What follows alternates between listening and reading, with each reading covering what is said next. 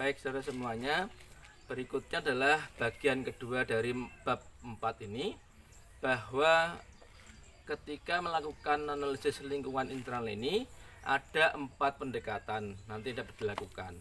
Pertama adalah pendekatan fungsional, kedua adalah pendekatan rantai nilai atau value chain, ketiga pendekatan PIMS, dan keempat adalah pendekatan yang namanya adalah 7S. Ya, ini yang paling banyak dipakai aplikatif itu adalah yang namanya pendekatan fungsional. Apa sih pendekatan fungsional itu?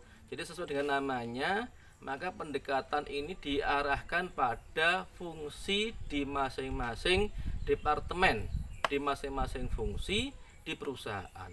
Misalnya departemen marketing, ya. Jadi bagaimana menganalisisnya, bagaimana mengevaluasi di departemen marketing ini. Maka apa yang dilakukan, melihat faktor-faktor kunci atau menjadi key faktor di marketing tersebut.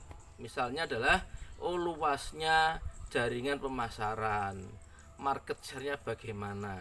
Itu adalah contoh atau juga bagaimana melakukan yang namanya evaluasi untuk departemen marketing atau pendekatan fungsional di marketing. Kemudian di bagian keuangan, misalnya di finance, ya ini. Jadi bagaimana misalnya kemudahan perusahaan mencairkan dana atau meminjam dana kalau ada kebutuhan mendesak. Itu contoh seperti itu. Kemudian juga keterlibatan pemegang saham seperti apa di bagian keuangan ini. Jadi ada namanya faktor-faktor kunci di dalam organisasi yang harus diketahui oleh pimpinan perusahaan.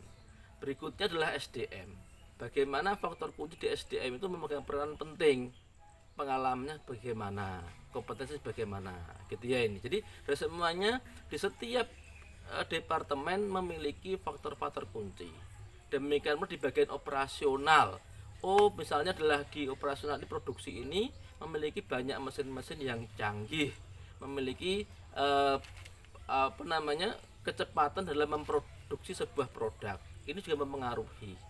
Kemudian apalagi di bagian R&D, research and development. Nah, jadi kalau perusahaan punya bagian R&D ini, dia dapat mampu mengetahui atau dapat riset apa yang menjadi kebutuhannya. Ya ini sudah semuanya yang faktor terpenting dalam analisis pendekatan fungsional. Jadi di dalam masing-masing departemen itu ada faktor-faktor kuncinya, gitu ya. Ini jadi itu harus diketahui oleh perusahaan. Nah nanti Anda eksplor kembali apa yang menjadi faktor-faktor kunci tersebut. Anda tambahkan boleh seperti itu. Ya ini saudara semuanya. Oke, yang kedua adalah yang namanya adalah analisis value chain atau rantai nilai.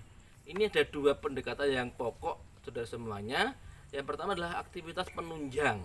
Jadi nanti ada penunjang di perusahaan itu yang menunjang aktivitas pokok, gitu ya. Jadi aktivitas pokok itu apa? Yang inline dengan core core perusahaannya itu bagian apa, gitu ya ini. Jadi dari semuanya ada yang namanya aktivitas penunjang dan juga aktivitas pokok.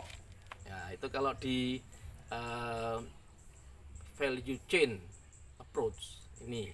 Nah kemudian sudah semuanya yang ke 3 dan 4 dapat Anda baca sendiri, tetapi intinya adalah yang ketiga adalah PIMS tentang profit for marketing strategik, gitu ya ini. Yang keempat adalah 7S. S-nya ini adalah masing-masing di depannya adalah huruf S, seperti share value, skill, begitu ya ini. Ini sudah semuanya yang perlu Anda pahami tentang 4 pendekatan di dalam menilai lingkungan internal perusahaan, ya. Namun sudah semuanya yang dipakai dan aplikatif adalah pendekatan fungsional, begitu ya. Oke, sudah semuanya itu yang terpenting di materi untuk bab keempat ini. Selamat belajar, semoga membantu pemahaman Anda semuanya. Terima kasih. Assalamualaikum warahmatullahi wabarakatuh. Sukses selalu.